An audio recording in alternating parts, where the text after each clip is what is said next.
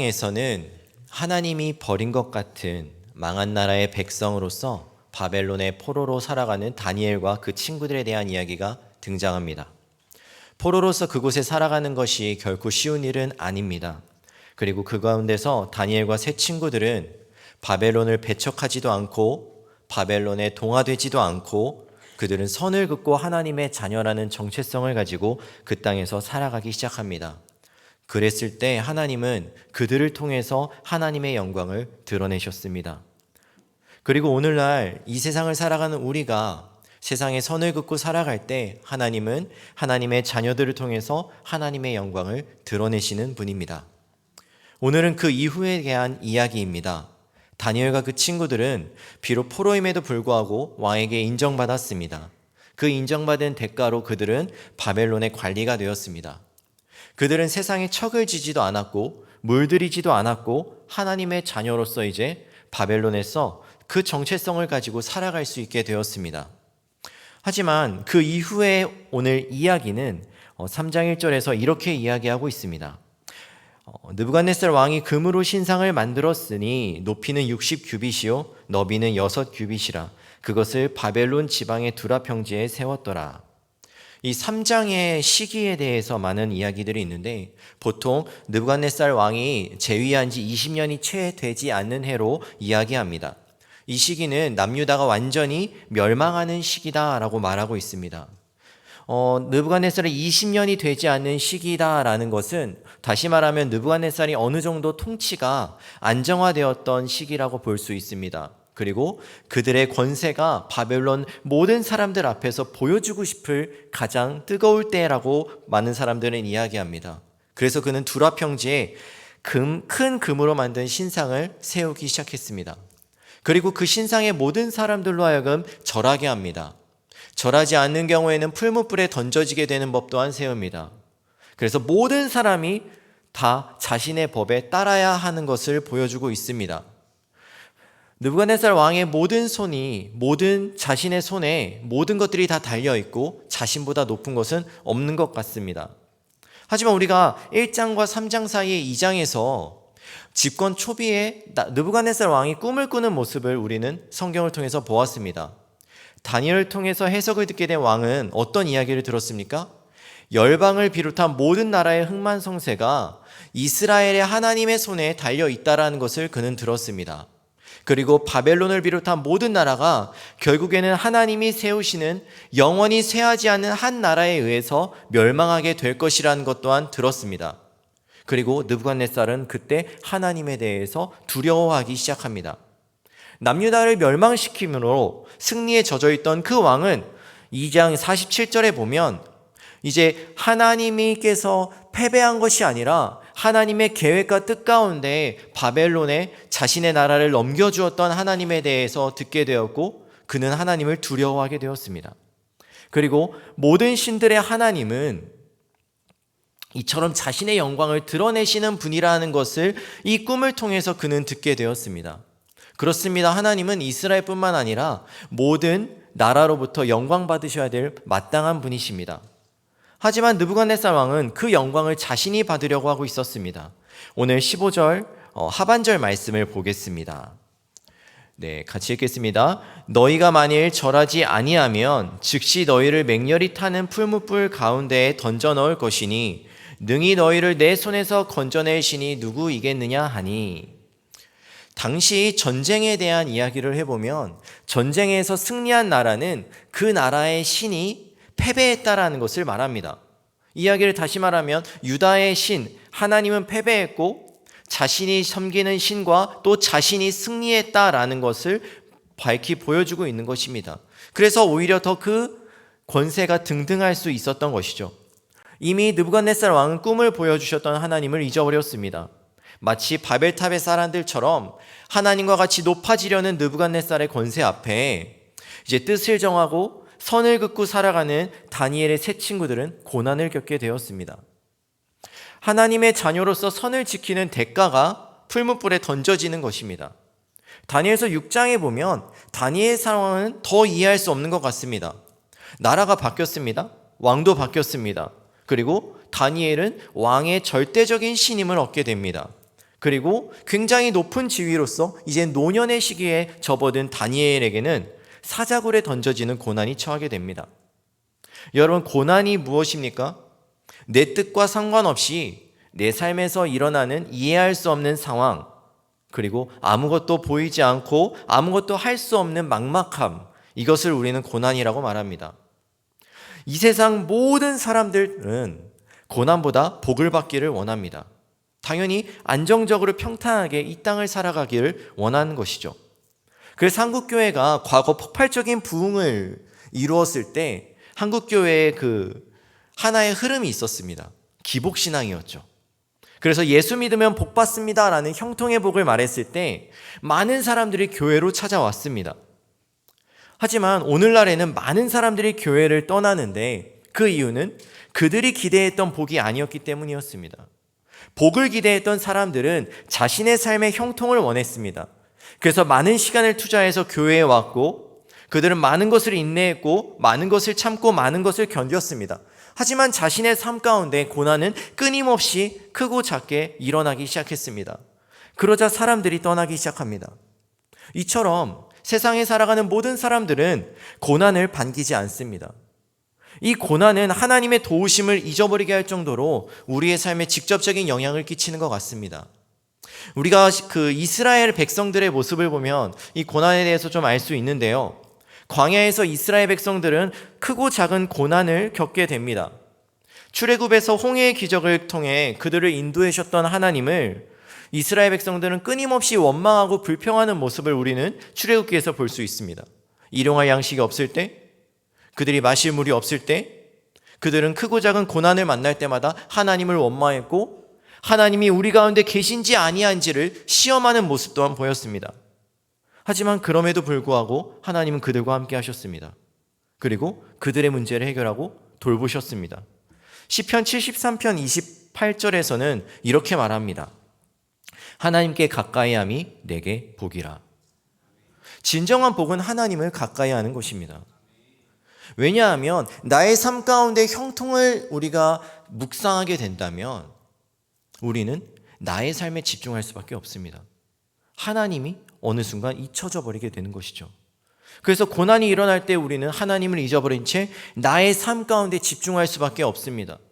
하지만 성경은 신명기에서는 끊임없이 이스라엘 백성들에게 하나님께서 주시는 복은 하나님의 말씀을 지켜 행할 때, 다시 말해 하나님을 가까이 할 때 하나님이 그들과 함께 하시는 것이 복이라고 말하고 있습니다. 하나님이 자신들의 백성들을 돌보시는 것, 그것이 진정한 복입니다. 그래서 나의 삶 가운데 어떠한 것들이 주어지는 것이 아니라 하나님의 자녀로서 하나님의 돌보심 가운데 하나님과 동행하고 이 땅을 살아가는 것이 그것이 진정한 복입니다. 그래서 우리는 도저히 하나님께 나아갈 수 없는 죄인이지만 그분의 아들을 통해 우리는 구원을 얻고 하나님께 나아갈 수 있게 되었습니다.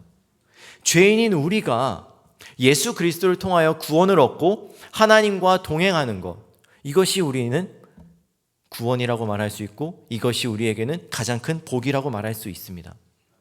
하지만 우리는 우리의 삶 가운데 일어나는 고난 때문에 이러한 복을, 그리고 복의 근원 되시는 하나님을 잊어버린 채 살아갑니다. 그리고 우리는 고난을 해결하기 위해서 끊임없이 인간적인 노력을 하기 시작합니다. 오늘 본문을 다시 한번 돌아보면 이 고난에서 빠져나올 수 있는 방법은 정해져 있습니다. 어떤 방법일까요? 너무나 쉽죠. 금신상에 절하면 됩니다. 그럼 다니엘은 어떤 방법이 있습니까? 30일 동안만 기도하지 않으면 됩니다. 하지만 이미 정해져 있는 이 답을 다니엘과 세 친구들은 선택하지 않습니다. 17절과 18절 말씀을 함께 읽겠습니다. 같이 읽겠습니다. 시작. 왕이여, 우리가 섬기는 하나님이 계시다면 우리를 맹렬히 타는 풀무불 가운데서 능히 건져내시겠고 왕의 손에서도 건져내시리이다. 그렇게 하지 아니하실지라도 왕이여, 우리가 왕의 신들을 섬기지도 아니하고 왕이 세우신 금신상에게 절하지도 아니할 줄을 아옵소서. 다니엘서 6장 10절에서 다니엘은 조서에 도장이 찍힌 것을 알고도 늘 하던 대로 하루 3번씩 기도하는 것을 멈추지 않았다라고 성경에서 이야기하고 있습니다. 유다는 망했습니다. 사실 그 나라의 법을 따를 의무는 없습니다. 다른 포로들은 그렇게 살아갑니다. 절하고 그리고 기도하지 않고 말입니다. 오히려 관직에 있는 자들, 다니엘과 세 친구들이 오히려 그 나라의 법을 따르는 것이 상식적으로 보여질 수도 있는 것 같습니다. 그 나라 사람들에게, 그 나라에 물들어버린 사람들에게 이것은 결코 문제가 되지 않습니다. 다시 말하면 그들의 삶 가운데 이것은 고난이 아닙니다. 하지만 세상 가운데 선을 긋고 살아가는 하나님의 백성이기에 이것이 문제가 되고 이것이 그들에게 고난으로 찾아오게 되었습니다. 그리고 이 문제는 풀무불 그리고 사자굴이라는 현실적인 문제로 다가오게 됩니다. 우리는 이렇게 생각해 볼 수 있을 것 같습니다. 하나님이 계시다면 풀무불에 던져지기 전에 구하셔야 되는 것 아닙니까? 사자굴에 들어가기 전에 하나님이 구하셔야 되는 것 아닐까요? 하나님을 대적하는 그리고 또 그분의 자녀들을 공격하는 자들을 오히려 그곳에 던지심으로 하나님의 영광을 드러내는 것이 우리의 인간적인 생각의 방법입니다.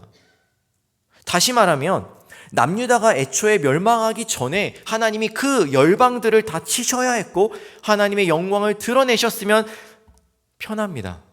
하지만 하나님은 그렇게 하지 아니하십니다. 유다를 바벨론의 손에 넘기십니다. 풀무불에 들어가게 하십니다. 사자굴 속에 들어가게 하십니다.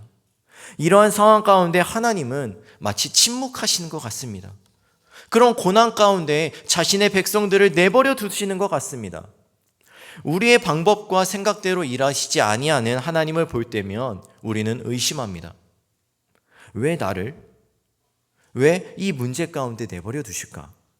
하나님은 왜 침묵하고 계실까?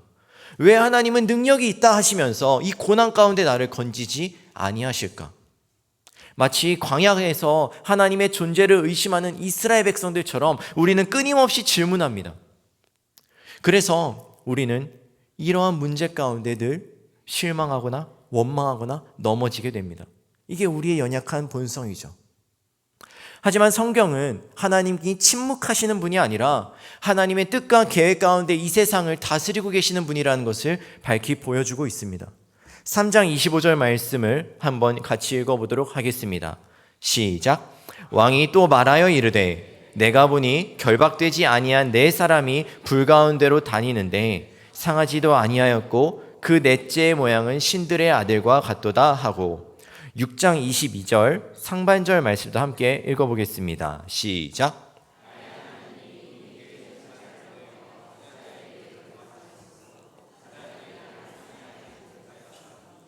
아멘. 하나님은 왜 그들의 백성들 가운데 침묵하시는가? 왜 유다가 바벨론에 의해 망하게 두시는가?